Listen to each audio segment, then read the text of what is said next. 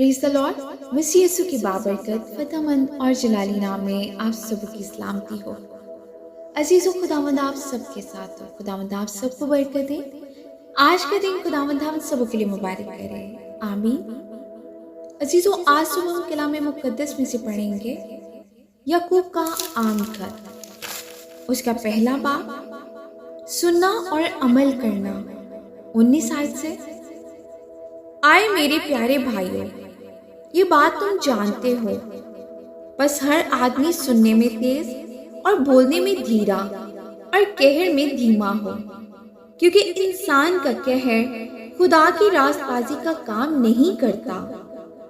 इसलिए सारी नजासत और बदी के फिजला को दूर करके उस कलाम को हलीमी से कबूल कर लो जो दिल में बोया गया और तुम्हारी रूहों को निजात दे सकता है, आमीन, हालेलुया।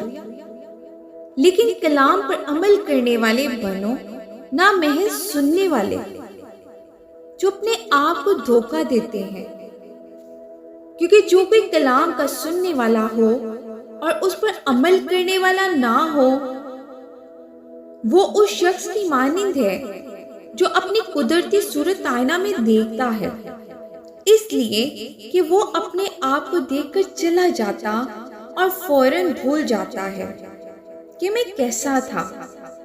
लेकिन जो शख्स आजादी की कामिल शरीयत पर गौर से नजर करता रहता है, वो अपने काम में इसलिए बरकत पाएगा कि सुनकर भूलता नहीं बल्कि अमल करता है, हालेलुया।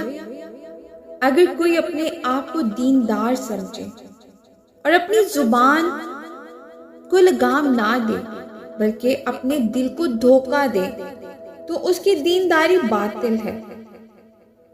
हमारे खुदा और बाप के नजदीक खालिस और बेऐब दीनदारी ये है कि यतीमों और बेवाओं की मुसीबत के वक्त उनकी खबर ले और अपने आप को दुनिया से बेदाग रखे, आमीन।